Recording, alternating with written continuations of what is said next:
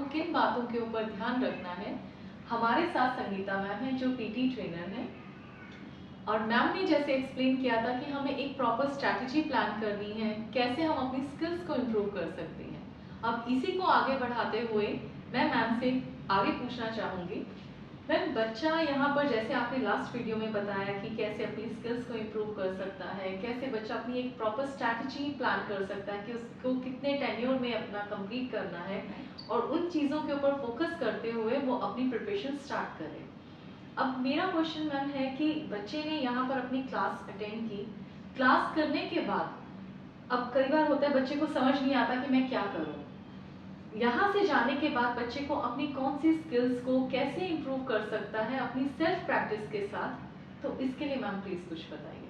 Right ma'am, एक बड़ा common statement होता है बच्चों का कि मैम हमें एटमॉस्फेयर नहीं मिलता है जिसमें हम प्रैक्टिस कर सकें। राइट। कोई दूसरा ऐसा कंसर्न फ्रेंड नहीं है हमारा, या कोई ऐसा ग्रुप नहीं है जहाँ पर हम अपने स्किल्स को ज़्यादा एक्सप्लोर कर पाएँ। Exactly. तो मैं ऐसा कहना चाहूँगी अपना एटमॉस्फेयर उन्हें खुद बनाना पड़ेगा अगर वो सच में सक्सेस चाहते हैं। और फोकस करने के लिए हम लोग ऑफ कोर्स यहाँ से आपको जो प्रैक्टिस मटेरियल प्रोवाइड करते हैं उसको सिंसियरली आप अटेम्प्ट करें, और जिसमें आपके रीडिंग और आपके लिसनिंग के लिए भी आपको टिप्स दिए जाते हैं, आप उनको एक्सप्लोर कीजिए। और मेरा एक और एडवाइस है कि बच्चे जो मीन्स जो ऑब्जर्व करते हैं सोसाइटी में वो उस चीज़ को जल्दी ग्रैब करते हैं। हर बच्चे का अपना पोटेंशियल होता है, किसी को चीज़ें देखकर ज़्यादा समझ में आता है, किसी को सुनकर समझ में आता है। तो उसके लिए वो मॉड्यूल्स रीडिंग और लिसनिंग पर ज़्यादा फोकस करें, क्योंकि अगर उनका इनपुट अच्छा ए ग्रेड क्वालिटी का होगा तो ऑफ कोर्स उनका आउटपुट यानी कि उनकी जो राइटिंग और स्पीकिंग होगी वो अपने आप डेवलप होती चली जाएगी। एब्सोल्युटली राइट मैम, क्योंकि ये सारी आपकी इंटर रिलेटेड है। जब आप अपनी रीडिंग और लिसनिंग के ऊपर फोकस करते हैं ऑटोमेटिकली वो आइडिया जनरेशन, आपका माइंड वैसे ही स्पीक करना स्टार्ट कर देता है, जो कि आपको स्पीकिंग और राइटिंग में हेल्प करता है। Right ma'am.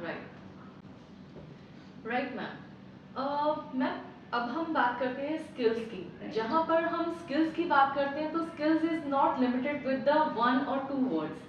कुछ हमारे ऐसे क्रूशियल एस्पेक्ट्स होते हैं जिसके ऊपर हमें कंसीडर करना बहुत ज़रूरी हो जाता है अपने बैंड्स को इम्प्रूव करना। तो ऐसे कौन से क्रूशियल एस्पेक्ट्स हैं जिसके थ्रू हम लोग अपने बैंड्स को इम्प्रूव करेंगे? राइट मैम, तो मैं आपको सबसे पहले तो ये कहना चाहूँगी कि आप अपना पहले पर्सपेक्टिव बदलें कि English is not a subject, it's a language. Right. और एक लैंग्वेज को सीखना नहीं है, उसे अपनाना है। और जैसे हम हिंदी में व्याकरण कहते हैं, उसका ज्ञान होगा तो आप अपने शब्दों का सही इस्तेमाल कर पाएंगे अपने सेंटेंसेस में। राइट। तो उसी तरह से हमें इंग्लिश को अगर हमें मोर इम्प्रेसिव बनाना है तो उसके लिए हम जो टेक्स्ट यूज़ करेंगे, जो टेक्निक्स रहेंगी, तो सबसे पहले तो हमारा ग्रामर पार्ट आएगा।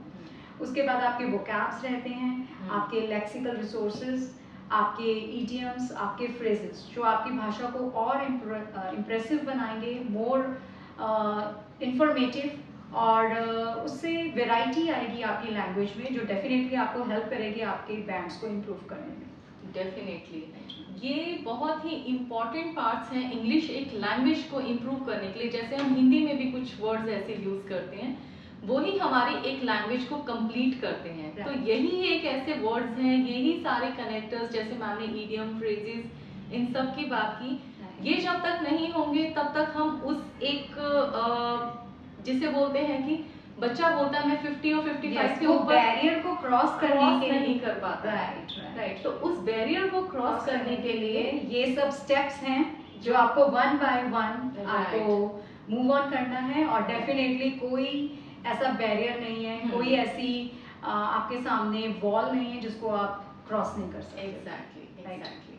Thank you so much to listening us and hope you're enjoying all our videos. Keep watching. Thank you.